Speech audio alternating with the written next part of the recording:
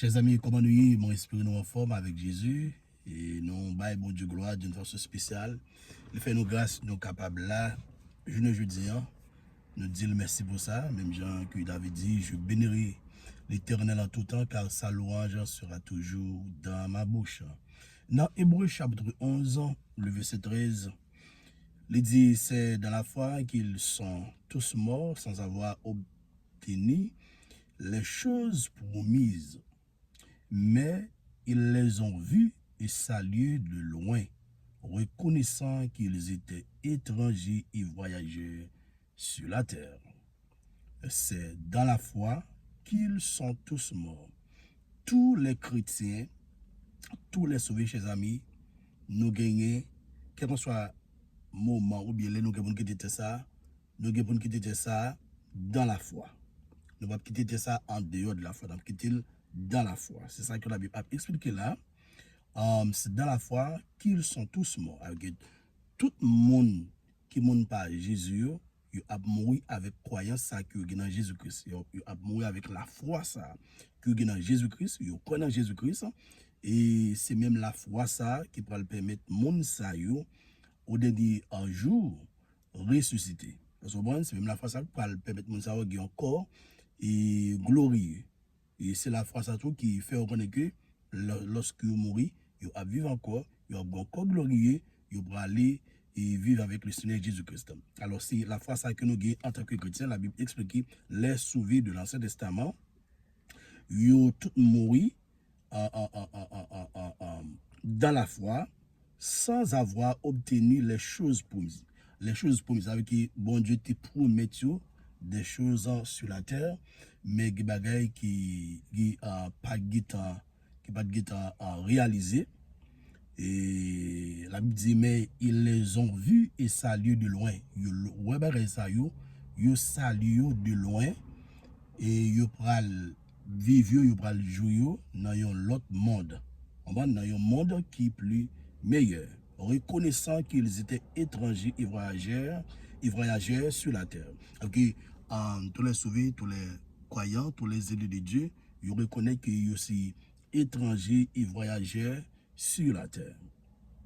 Ils reconnaissent aussi étrangers et voyageurs sur la terre. C'est au doit y même perspective ça, même idéologie ça, même pensée ça. On doit connaître aussi étrangers et voyager sur la terre. Et lorsqu'on pense comme ça, ou reconnaître ça, ou connaître ça, ou bien connaissance ça, pas rien sous terre ça, qui a troublé ou qui a dérangé. On peut prendre rien sous terre ça aussi comme luxe. Parce que il y a plein de monde qui prend des bagages comme luxe. On sur la terre et parce que il n'y a pas qui type de monde qui y est.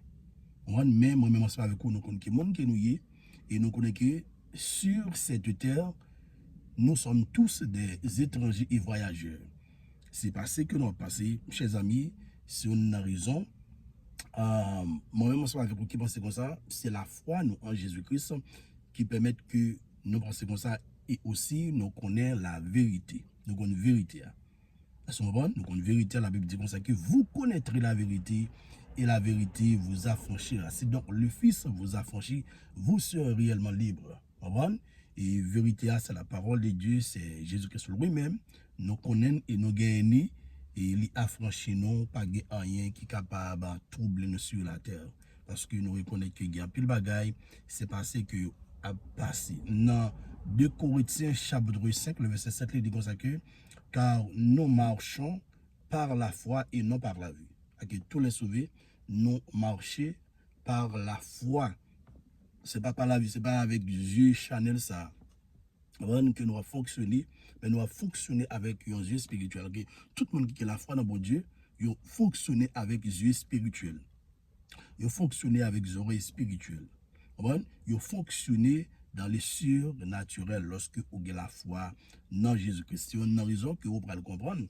Apôtre Paul qui va dire parole ça dans Galates chapitre 2, le verset 20. Mais ça, apôtre Paul dit dans Galates chapitre 2, le verset 20, il dit, j'ai été crucifié avec Christ, et si je vis, ce n'est plus moi qui vis, c'est Christ qui vit en moi. Ça fait le connaître ça, la foi.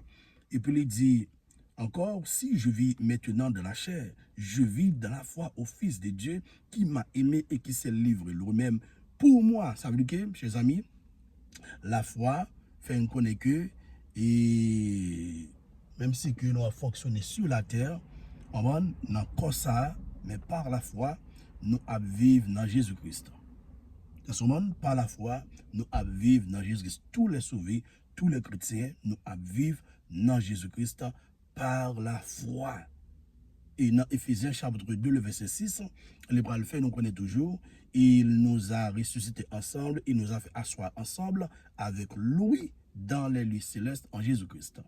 La foi, la foi dans Jésus-Christ fait nous connaître que, d'après la parole de Dieu, parce que si vous n'avez pas la foi dans Jésus-Christ, vous n'êtes pas capable d'accepter la vérité de Dieu. Vous n'êtes pas capable d'accepter la vérité. C'est la foi qui permet que nous accepter la vérité. La parole de Dieu, c'est la vérité. Il ressuscite nous, ensemble avec lui, il fait nous chuter ensemble avec lui dans les lieux célestes. Les lieux célestes, en Jésus-Christ, on a raison, on va dire, dans Colossiens chapitre 3, le verset 1er, si donc vous êtes ressuscité avec Christ, cherchez les choses d'en haut où Christ est assis. Parce que les choses d'ici-bas, les choses de ce monde, les choses sur cette terre, chers amis, c'est passager qui s'est passé, il y a passé même gens que on même ensemble avec vous, nous a passé. C'est que nous convertis tout bon, nous devons chercher les choses d'en haut, les choses d'ici-bas en tant que des étrangers et voyageurs, et nous reconnaissons que ça aussi, et ce sont des choses éphémères, ce sont des choses passagères. Il a passé même gens qui même ensemble avec vous a passé, non pas focaliser nous sur eux, mais nous focaliser nous sur les choses invisibles qui sont des choses éternelles. Et parce que Jésus-Christ promet nous ça. La retourner venir chercher nous, côté le vailler, c'est là que nous vaillons. Au besoin la foi pour reconnaître ça, chers amis, et pour vivre comme ça. Abraham dit reconnaître ça, il était la foi, il a accepté ça, Sarah, et Isaac, Jacob, et Élie, Élisée, Moïse, et nous avons Enoch aussi, nous avons Noé, et tous les sauvés de l'Ancien Testament, ils ont des capacités ça, ils ont des la foi, ils ont des connaissances ça, chers amis, et c'est une raison l'important ou même capitaine là, c'est que vous voulez vivre comme ça, vous devez la foi dans Jésus-Christ pour accepter, pour confesser que Jésus-Christ est Seigneur à la gloire de Dieu et puis pour vivre par la foi. De Corinthiens chapitre 5, le verset 7, car nous marchons par la foi et non par la vue. Dans Actes chapitre 14, le verset 22, il dit, ça parle beaucoup de tribulation qu'il nous faut entrer dans le royaume de Dieu. C'est par beaucoup de tribulation. Tribulation, chers amis, signifie angoisse, calamité, et souffrance, épreuve, douleur. Tous les chrétiens nous connaissent que pour nous entrer dans le royaume de Dieu, il faut nous souffrir. Les chrétiens de Smine, ils étaient comme ça. Et les sauvés, et dans la première ère chrétienne, ils étaient comme ça. Même gens les sauvés de l'Ancien Testament, ils étaient comme ça. Il faut ou souffrir pour capable rentrer dans le royaume de Dieu. Royaume, bon Dieu, pas bien. C'est pas au fait d'accepter Jésus-Christ et puis tout le bagage fini. Non. Si que vous faites d'accepter Jésus-Christ et puis même quand vous mourrez, il y a un problème.